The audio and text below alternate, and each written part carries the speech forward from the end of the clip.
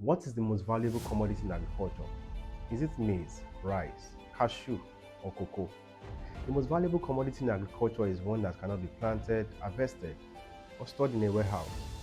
It is trust, because before you move a bag of maize from the farm to the processor, someone has to trust someone else. Let's be honest, every transaction in Nigeria begins with suspicion, and this is not just excluded or exclusive to agriculture. Across the value chain, you can see that the farmer is thinking or is worried about being paid. The trader or the aggregator is also wondering, will I get the right quantity? The processor is thinking, will I get the quality or quantity that I have requested for? And the bank is also wondering, if we give out a loan, are we going to get paid? These are the questions that run across the value chain. Everybody's thinking, am I protected?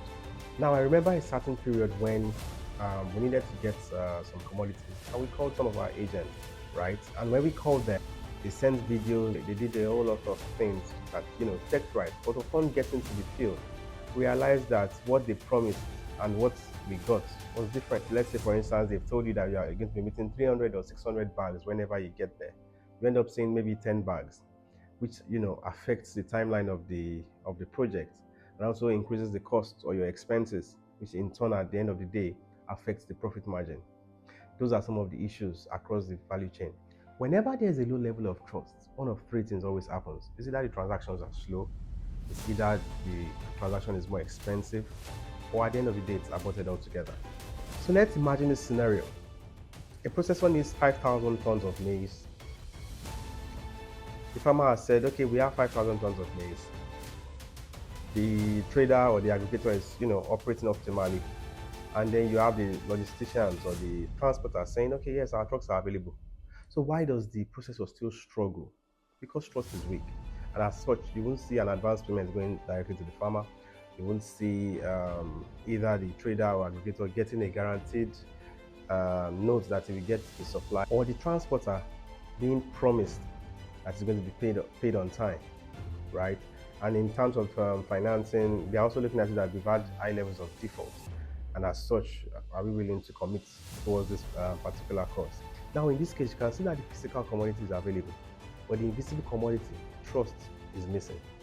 So the final outcome is that you have higher costs across the value chain, unstable prices, and reduced investment across the sector generally. I remember there was this project we were supposed to execute for a particular company. They needed a high volume of a particular commodity, and they contacted us that, can you deliver? We said yes, we can deliver. But at the end of the day, what happened was there was a need for us to get finance of about 9 figures, and the financier was like, okay, we can give it to you, but one of the things we have to do is we have to have a collateral manager present, and there was a whole lot of arguing and back and forth. Now, at the end of the day, because we're in a volatile space, before you know it, the time window for the whole transaction was gone. This is one of the effects of low trust. Now, the physical commodities are available, but the visible commodity, trust, is unavailable.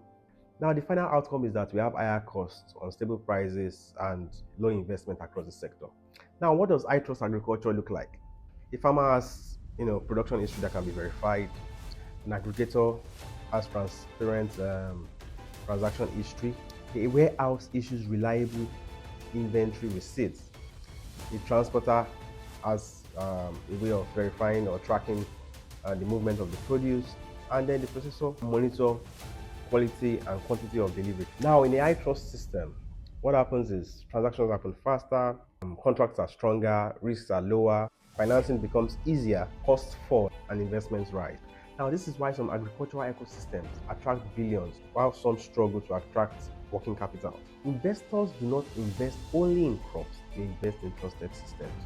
And let me give you an example. Do you think that people put their monies in banks because they trust bankers or they trust the banking system? Which of it? Do people trust banks because they trust the bankers or because they trust the banking system? Think of this, or meditate and ruminate on this. Now let's look at technology. Technology cannot, create trust overnight, but technology can make trust easier to build.